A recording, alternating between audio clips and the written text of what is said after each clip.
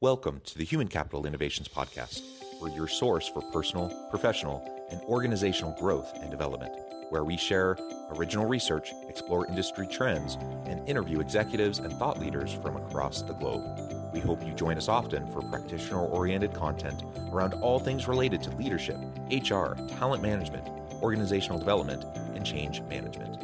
Maximize your personal and organizational potential with Human Capital Innovations Podcast.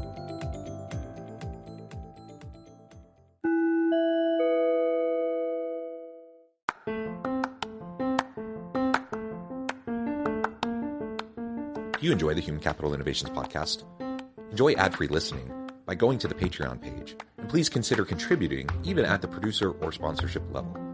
And please leave a review. Thank you for your support.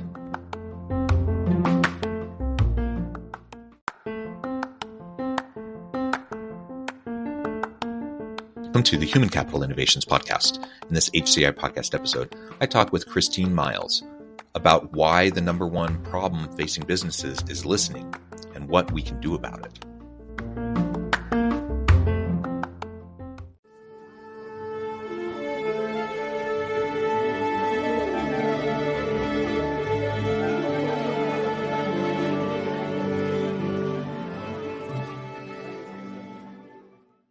Christine Miles, welcome to the Human Capital Innovations Podcast.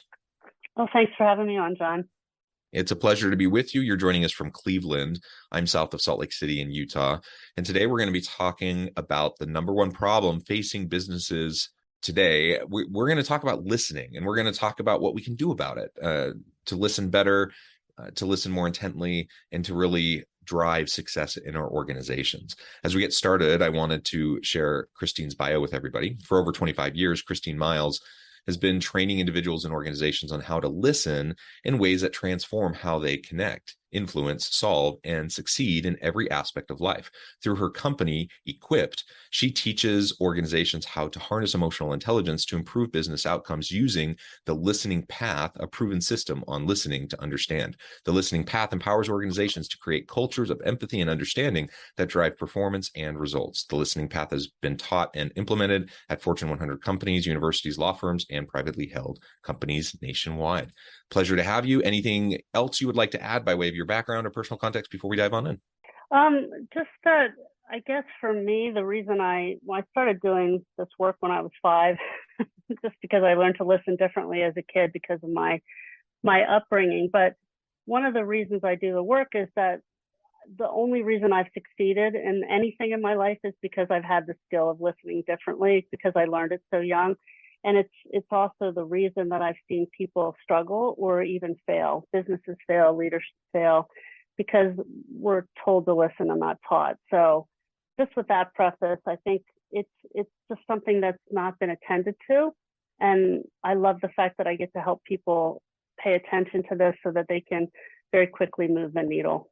Yeah, thank you. And I do think people can move the needle pretty quickly. I often talk with guests on this show about building foundations of trust. And I know no better way to start that process of building foundations of trust than just truly being with the person sitting in front of you and intently listening with no agenda, just to understand. And as we do that, and the other person feels seen and heard, they feel valued, and it can build from there. And so what I also see too, like you said, I see it all the time. I see it in organizations. I mean, it's a common human problem, I suppose.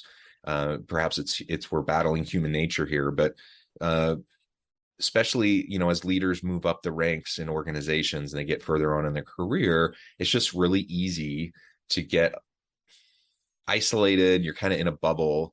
Not everyone, but a lot of leaders fall into the trap of drinking their own Kool-Aid and kind of believing, that they have these special powers of discernment and, abilities above and beyond the average person. And the truth is they don't. They're just at a different point in their career. They've had people around them that have helped them be successful. And now they're in a position of power and position, of authority. And that doesn't necessarily mean anything for their innate abilities. And if they don't surround themselves with people who will push back and challenge their thinking and try to get them outside of their conventional modes of thought, they're going to fall into the traps of just regurgitating a bunch of ideas, thinking that they're brilliant, when in fact, they're not even workable a lot of times. So intellectual humility, I think, is an essential part of developing this skill of listening. And as we do that, and we ignore or get, push off the tendency that leaders have sometimes to surround themselves with people who will kind of tell them what they like to hear, then I think we can be in a position where we can actually, as leaders, leverage the capacity of our people because we're leaning on their expertise. I, as a leader, there's no possible way that I can have all of the knowledge and expertise needed to direct everyone on my team. That's just not the world we live in the knowledge economy. So I need to be comfortable having people push on me. I need to facilitate that, and I need to feel comfortable empowering the expertise of my team. And that can only happen as I listen, as I build trust. Wow, you said so many important things there, starting with the fact that building trust means that you not only hear people, but you see them, and that you listen to understand, which is a different kind of listening. And I think you're so right. And even when leaders want to be surrounded by people who push back and are open to that, it's still difficult to listen the further along you get in your career, because knowledge and experience is actually the enemy of listening. It's not the other way around. The more we know, the more we don't listen, ironically, because we experienced a lot of things. Yeah, it's the irony, the more we know, the more we experience, the more we think we know, when the reality is, it's the old cliche, the more you learn. Like I feel like the more I learn, the more I realize I don't know, because you learn more questions to ask, and then you realize, oh, I have no clue. So right. it really comes back to that intellectual humility, but that's a hard thing. And it's a really hard thing. It's a really hard thing. People progress in their career. They've had successes. They're usually pretty smart. So it's really easy to fall into that trap.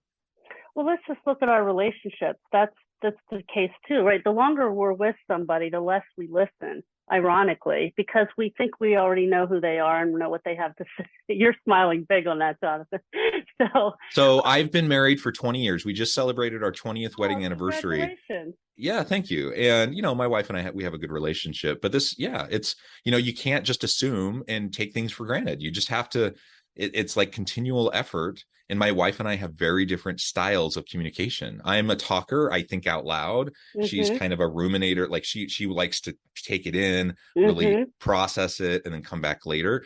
And we both think we know the other person really well. And we do, I suppose. We've been married for 20 years. But my wife surprises me still daily, and I hope I surprise her daily. And so the reality is I can't assume that I understand what's going on in her head, and we have to have these conversations, and we have to continually do it. And that's, we may not work with the same people for 20 years, but the same principle applies, right?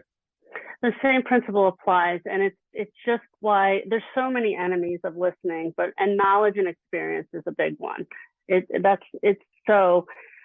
Think about a 5-year-old. How curious are they when they're exploring the world and they're asking why? Because they don't have the answers. So the more we experience something, the less curious we become. It is counterintuitive. And I think what you said so important is that as we go longer into our careers and we get the roles of leadership, it's actually the percentage of listening should go up, not down. It's as much as 80% of time is spent listening, so that you can uncover the insights from your team that's out there collecting the information, so that you can really come to the best decisions. And the answers are within, but we have to know how to find them. And once again, we are told from a young age to listen. We are not taught. There are 0 years of education in our educational system, from grade school through executive leadership programs on listening. And only 2% of people have any kind of listening training. I'm a prime example of that. So I have a master's undergrad in psychology, a master's in psychology. I'm a certified structural family therapist from a world-renowned institution. Never had a course on listening. It was an assumed skill. Well, and I sure hope that therapists know how to listen. That's kind of part of the job, right? Well, it is. And so, and certainly, depending on the program, there's different aspects, but it was interesting. We were at a client not that long ago, and I asked people how many of you have had listening training. And when it comes back to it, it's maybe a few hours or a half a day, if that. But a social worker, a reformed social worker, she was now working in a different field, said I was trained on listening, and when I unpacked it with her, she goes, "Come to think of it, they didn't teach me to listen; they just expected me to do it." And inherently, she was probably better than most. And some of the training you get is a byproduct of it, but to really understand how to do it from a skill level is not something that's taught very well, in my opinion, and certainly not often enough.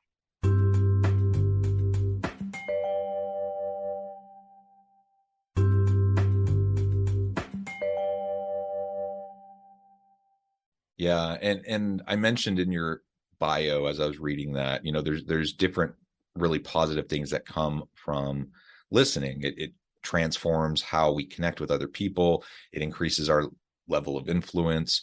It allows us to develop empathy, which is an essential leadership competency and capability in the modern world.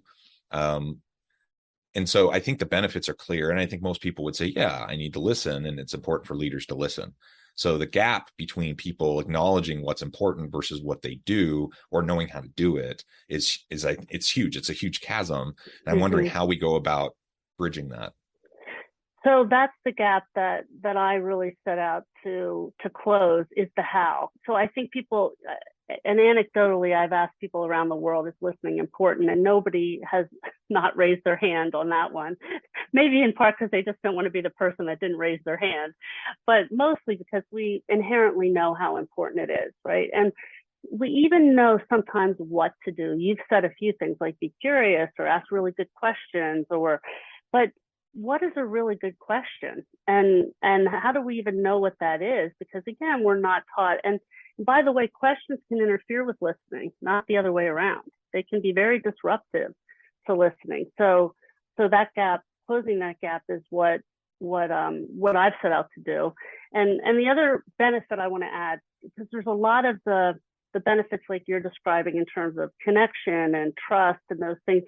And while they're very results oriented, they also can feel intangible to a lot of people because we're not all wired to see those as the first step towards the tangible result. So just for your listeners, one of the biggest things that listening does is it helps you solve problems. And it helps you solve them more quickly, more efficiently, and most importantly, that you solve the right problem and not just a problem. So the more aware you are of what it means to really listen differently, the more you're aware that there's a lot of problems that are being solved that aren't the right problem. The statistics get thrown around about change initiatives, for example, on how often they fail. Common percentages are 70-80+% of change initiatives fail. And why is that? There's a myriad of reasons, but a lot of it comes down to oftentimes organizations spend a lot of time and energy on symptoms, not root causes, right? And not the actual problems. And so they'll put all this effort into something, and then it doesn't move the needle because they weren't doing the right thing. And so how do you uncover that? It takes time, and it takes, in some cases, it takes a really decent amount of effort to dig down and continue to never assume that we've reached the root, but to keep asking that, so what, now what kind of questions, to dig deeper. That's honestly not how the business world tends to work. Like, we want to drive solutions quickly. And so what ends up happening is, instead of taking that systematic, holistic approach to trying to really understand the problem, we just jump to solution. And we jump to solution that turns out to be the wrong solution. It doesn't actually solve anything. And so that's one of the major reasons why change initiatives so often fail. So how do we battle that? We listen more. We talk to more people. We pay attention. You can do things like surveys and focus groups and all sorts of things, but you need to listen, and you need to pay attention to what you're hearing from people, and not just try to assert your agenda, but really pay attention. And that's hard. I remember years ago, I was doing a consulting project with a company. They were having a really hard time with turnover. I mean, turnover in their industry was not uncommon. It was a little bit higher than some other industries, but their business in comparison to competitors was way higher. So they had some major issues that they needed to address. And so I was sitting down with the executive team. We're talking about, what some of our approaches could be as we're trying to really understand what's going on here. And they kept, I kept on talking about, I'm a social scientist. I'm a professor. I do academic research. I understand that I can't do academic research in a corporate setting. I understand that, their patience for like the level of what I would like to do, may not be the same as what I would do in an academic setting. So I get that, but they kept on pushing and pushing. And I'm like, no, garbage data in, garbage results out. Like we got to find the real problems. And finally, I'm like, well, if you want to do a quick and dirty survey or something, we can do that, but I'm not so sure it's going to really tell you much of anything worthwhile. And they turned to me and they said, no, we're not going to do a quick and dirty one. We're going to do a quick and quality one. I'm like, well, you can change the term, but it's still the same thing. Yeah. Like they wanted to be able to claim that, no, we're going to do it quick and cheap, and it's going to be just as good as like a thorough, in-depth one that we take more time on. I'm like, that's just not the way it works. And we ended up compromising somewhere in the middle, and we got some good insights, but there were lots of pieces that weren't there that I really felt like needed to be. And that's the constant challenge, the battle. Right? Yeah, that's the battle. It is a challenge. So, and again, I try to empathize with people that are solving and throwing solutions at things, because that's what we're trained to do, and that's also what we're trained that brings value. So you're bringing value. What is it? What does bosses say? Don't just come to me with questions. Come to me with how you think it should be fixed. Well, we're really encouraging solutions as the holy grail of what makes you good, and instead of looking at what those root causes are. We work with different IT organizations, and there was a gentleman that used to be the CIO of Rollins, and he said when he learned about the listening path I was doing a keynote, he said, "Wow," he goes, "We're not trained to get to root cause. We're trained to get, to deliver what's asked for, not what is needed. And we're not trained how to really uncover what the real needs are. We know we're supposed to find the needs, but how to do that is a whole different matter." And as I said, questions can really interfere with listening well. So we're kind of in this kind of circular path. And another objection, if you will, to listening, and I'd be interested to hear if you hear this, is that people say, and leaders say, we don't have that kind of time. I don't, and it's fair, because we're in back-to-back meetings, and whether, the pandemic made this even worse because of the Zoom availability. We just go from one meeting to the next. And if we don't get to it quickly, then our time is up. And so that's also one of the fears, is if this is going to take too long. So that's also why we rush to solutions. So I call it a slow down to speed up. You slow down a little bit on the front end to get to the right solution much faster. And I believe, and I think we've proven that the way we're transforming listening means that you not only get more effective at it, but you get more efficient at it. You can get to those things much more quickly if you're shown how. Like I always say, I can throw a football, and so can Tom Brady, but he probably does a little bit better than me. So show me how you do that. Well, he has both the proficiency and the efficiency in his abilities. So that's what we focus on, is creating proficiency and efficiency. It made me think of an organization I was doing some work with a few years back, and they had a new CEO. So the CEO did what many new executives will do, and they'll go in and they'll do a listening tour. And that's what she called it, a listening tour.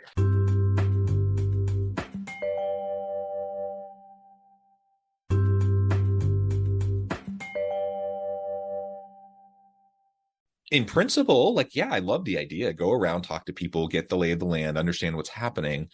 The problem was, in this situation, as I've seen it in many, many other situations, is there wasn't actually much listening going on at all. It was all a facade. And so It was kind of this performative thing that they would go around. They got to meet people and learn a little bit about the organization.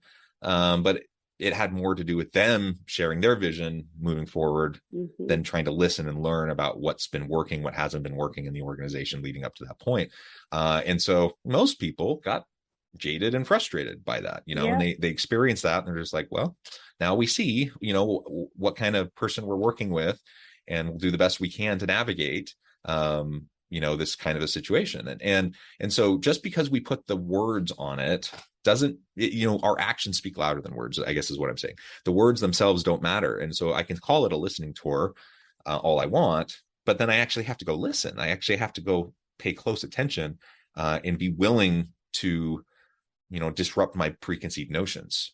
One thing I've had experience, with various executives. I'm thinking of one in particular who, it was just so frustrating, like a really good person, sincere person, no malice, I'm not assuming any bad intentions at all, but the person just, like, multiple meetings where they would be told and explained things to them very clearly and succinctly, and they just weren't listening. They just couldn't get it. Like, and they're a very smart person. And they just had their own kind of point of view, and nothing was going to change that. Right. And that's the situation, especially when you're in higher levels of leadership with position power, in a hierarchical system, that you can actually do some pretty severe damage to the organization. Huge damage, huge. And so I really, appreciate the story about the listening tour, because I imagine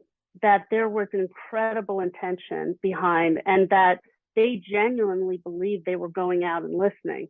That's what's really kind of frustrating and sad to me, is that here's the right effort, the right intent, and maybe even, so close to the right approach.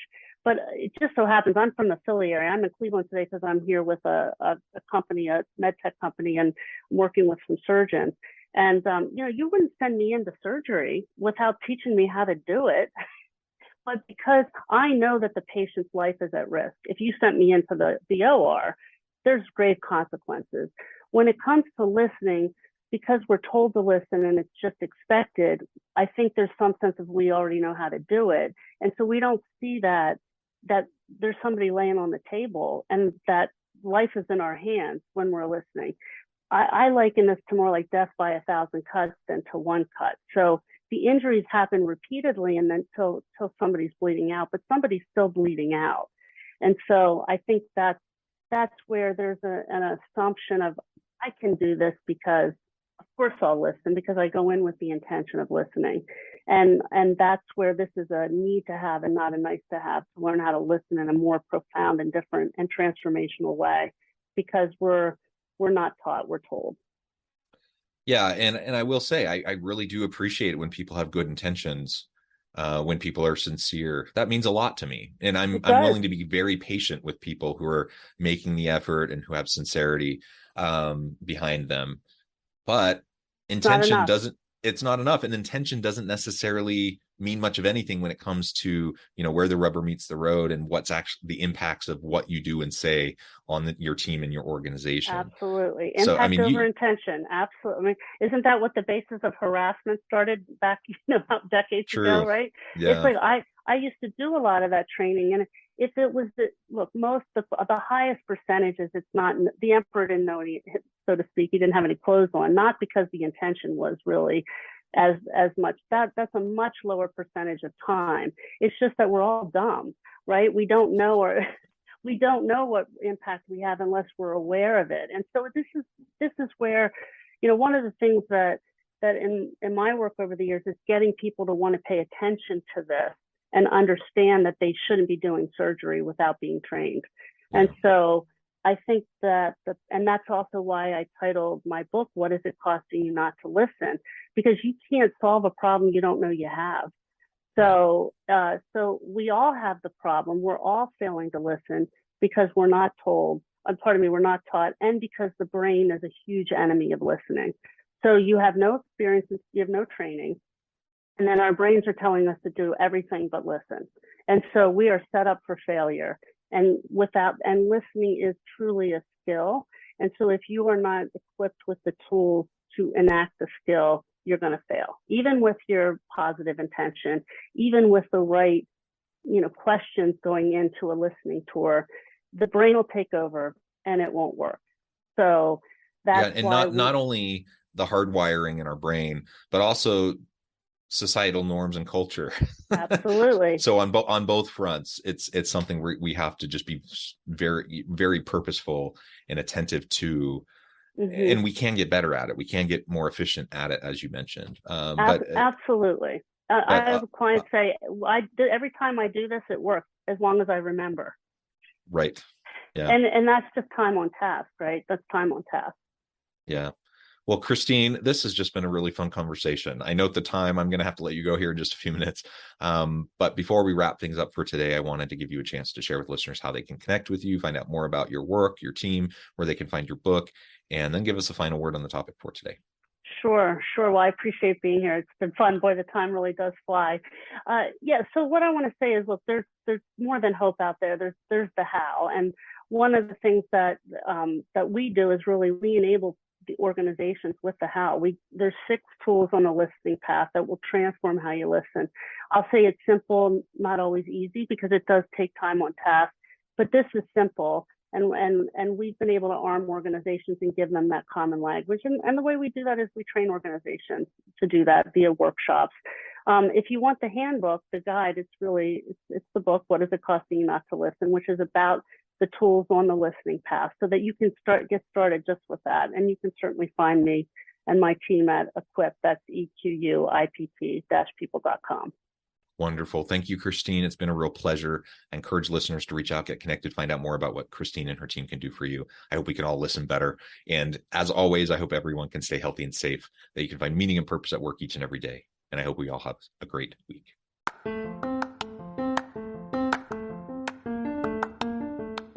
Do you enjoy the Human Capital Innovations podcast? Enjoy ad-free listening by going to the Patreon page. And please consider contributing even at the producer or sponsorship level. And please leave a review. Thank you for your support.